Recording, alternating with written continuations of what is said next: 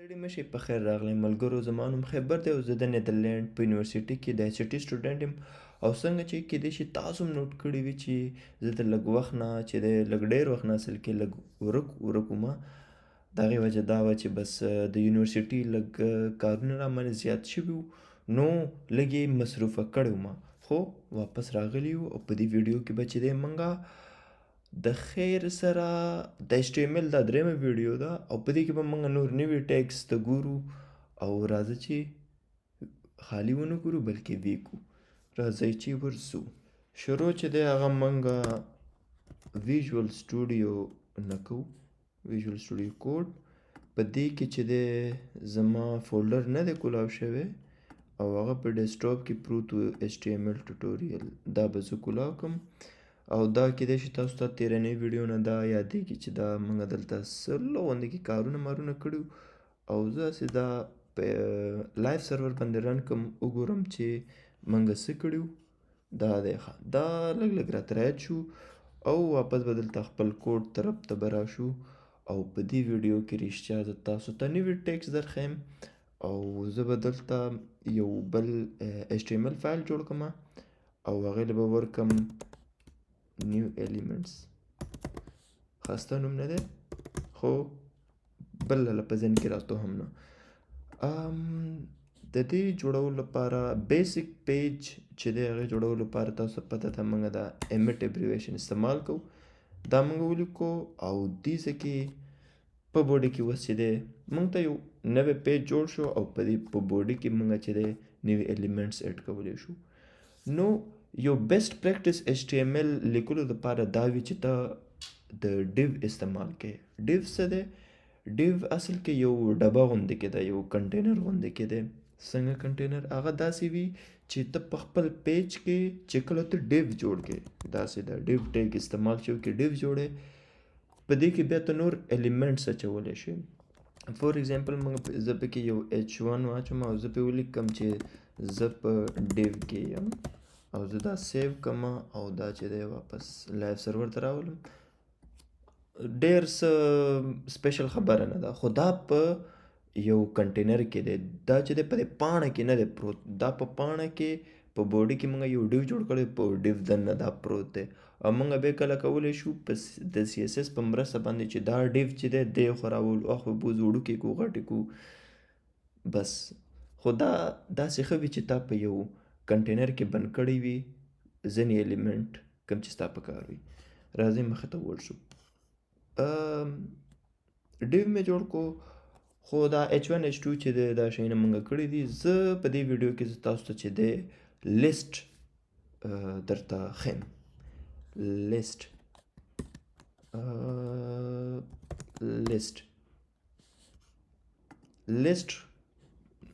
مثال بدل سیده درکړم لیسټ پته نه په ذهن کې به ستاسو څه راځي هسې چې زه دلته لیسټ ولیکم او دا لیسټ دغه شان ته دې ته وایي لیسټ زما په خیال داسې مې پې خامخا نوم نه پته لګېږي موږ HTML کې چې دی لیسټ هم جوړولی شو اوس چې زه دلته راشم لیسټ دوه قسمه وي موږ سره په HTML کې یو وي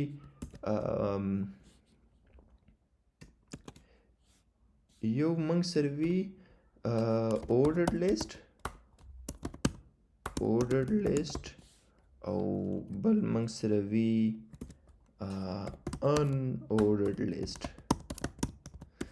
نه دا چې دی دا به زه تاسو ته ښکاره کړم او په خپله به پې بیا پوه شئ نو لیسټ ordered list OL چې دی OL نه پته لګېږي چې موږ ordered list جوړول غواړو نو په دې دننه چې دی OL دې ولیکو د دې مطلب دا دی چې اوس به لیسټ جوړ شو یو خالي لیسټ جوړ شو خو په لیسټ کې ته څه شی اچوې لیسټ آیټم به اچوې LI به اچوې LI مطلب لیسټ آیټم کې زه دلته ولیکم فور ایگزامپل هوم ولیکم او زه چې دی دا کوپي پیسټ کړم او دې ځای کې ولیکم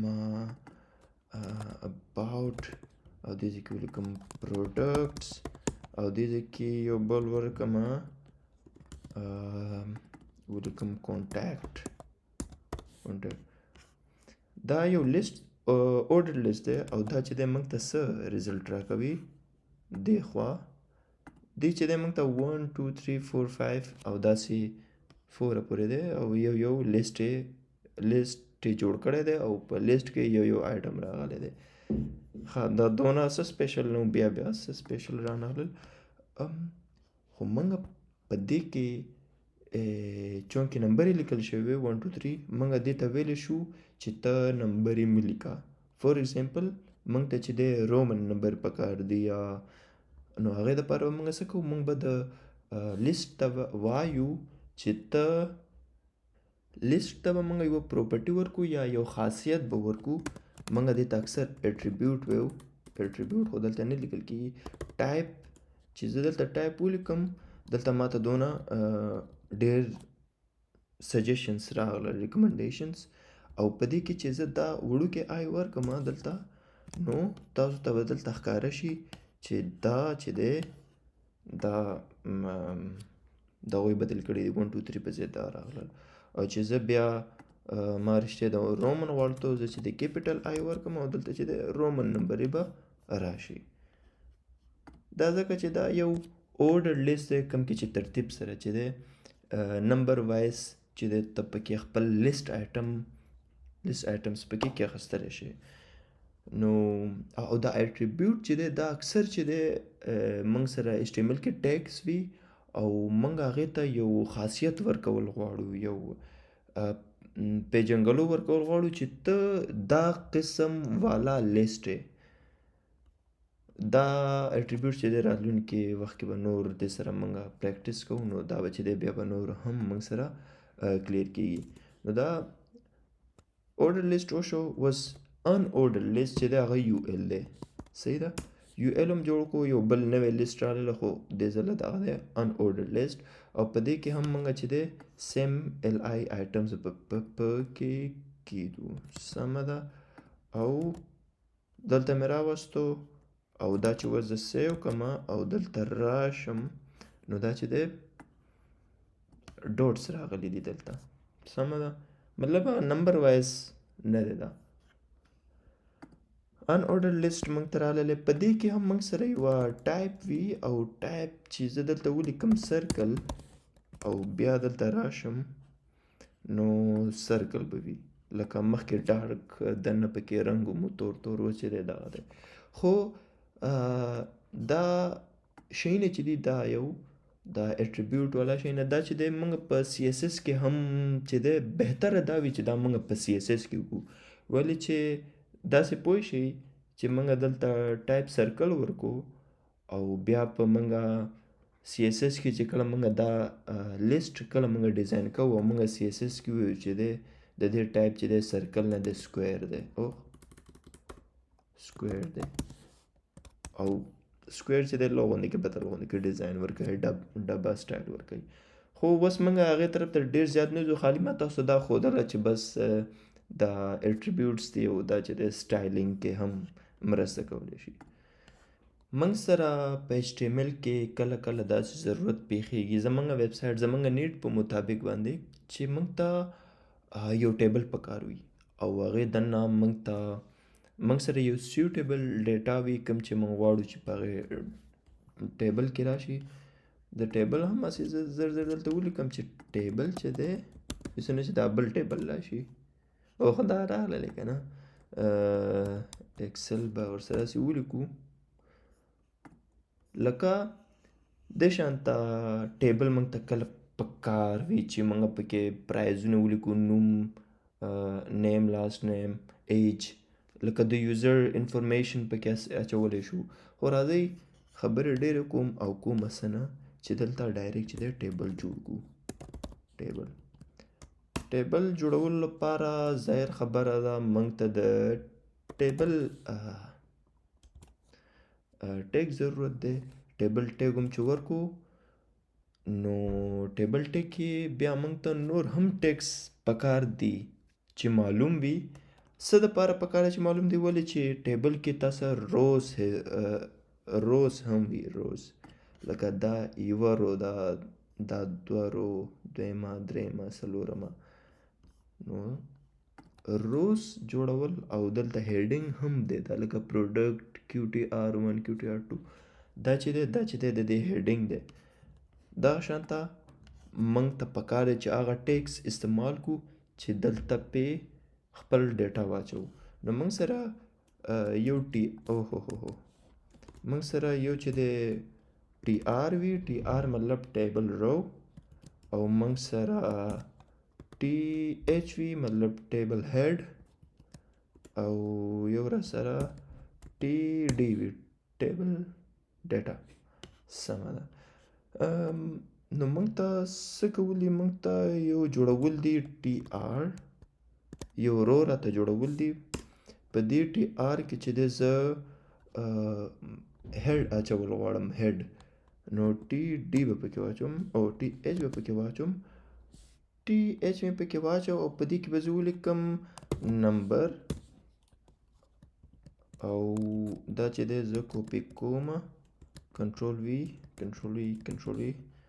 یو مې د نمبر والا جوړ کو. دا نور چې دی دا به داسې چل وکم چې دې کې به ما ته ټول ایډیټ کول نو دې کې به زه ولیکم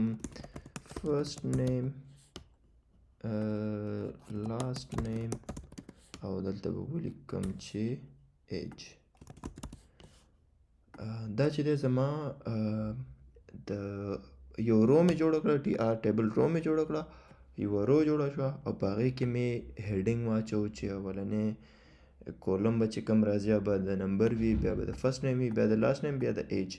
زه چې دی یو بل TR جوړوم، یوه بله رو جوړوم او په هغې کې چې دی ډیټا اچوم. خو دې نه مخکې چې زه جوړه کړم د تاسو ته دا وښیم چې دلته نمبر راغلی، فرست نیم راغلی، لاست نیم او ایج راغلی. اوس د دې لاندې چې کومه نور روز پکار دي، روګانې، او په هغې کې ډیټا پکار ده. نو زه به دلته چې دی دغه شی پاسنی شی مې کوپی کو، دلته مې پیسټ کو. نو دلته به دا چل وکړم چې TH راته نه دی پکار، ما ته پکار دی چې TD راته پکار دی. دا دې طرف ته مې ایډیټ نه کو، TD شو. او په دې کې به زه ولیکم نمبر چې دی 1، فرست نیم، خدایا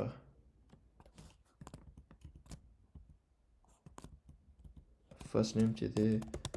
خیبر دی، او لاست نیم چې دی